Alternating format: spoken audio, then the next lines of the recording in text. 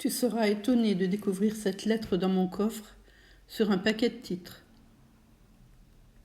Il eût mieux valu peut-être la confier au notaire qui te l'aurait remise après ma mort, ou bien la ranger dans le tiroir de mon bureau, le premier que les enfants forceront avant que j'aie commencé d'être froid. Mais c'est que pendant des années, j'ai refait en esprit cette lettre, et que je l'imaginais toujours durant mes insomnies, se détachant sur la tablette du coffre, d'un coffre vide, et qui n'eut rien contenu d'autre que cette vengeance, durant presque un demi-siècle, cuisinée. Rassure-toi, tu es d'ailleurs déjà rassuré. Les titres y sont.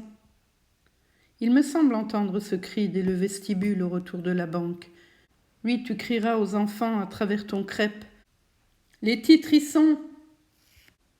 Il s'en est fallu de peu qu'ils n'y fussent pas, et j'avais bien pris mes mesures. Si je l'avais voulu, vous seriez aujourd'hui dépouillés de tout, sauf de la maison et des terres. Vous avez eu la chance que je survive à ma haine.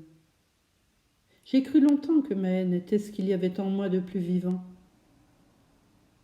Et voici qu'aujourd'hui, du moins, je ne la sens plus.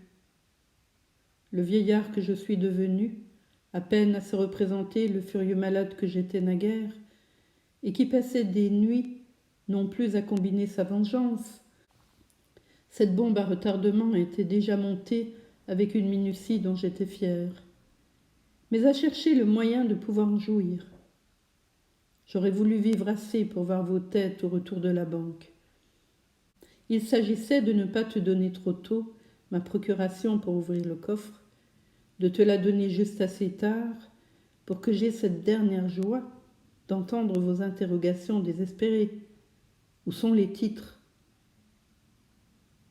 Il me semblait alors que la plus atroce agonie ne me gâterait pas ce plaisir.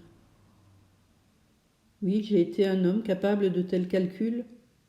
Comment y fus-je amené, moi qui n'étais pas un monstre ?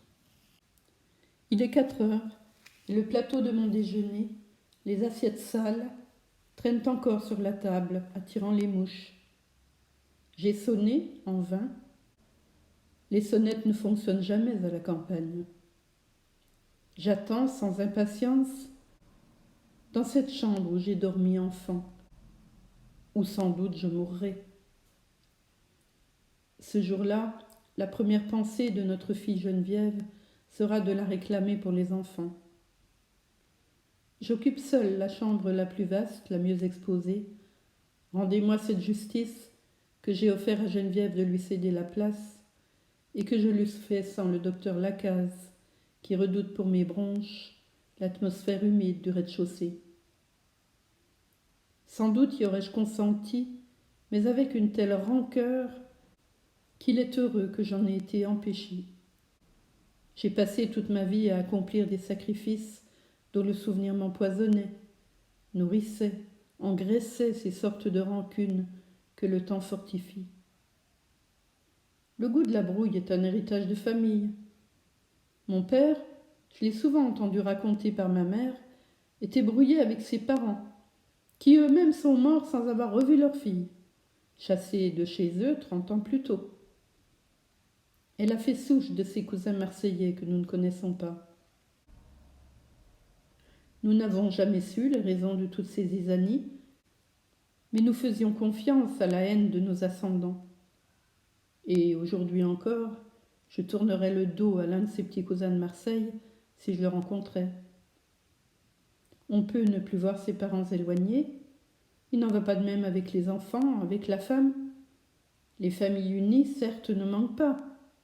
Mais quand on songe à la quantité de ménages où deux êtres s'exaspèrent, se dégoûtent autour de la même table, du même lavabo, sous la même couverture, c'est extraordinaire comme on divorce peu. Ils se détestent et ne peuvent se fuir au fond de ces maisons.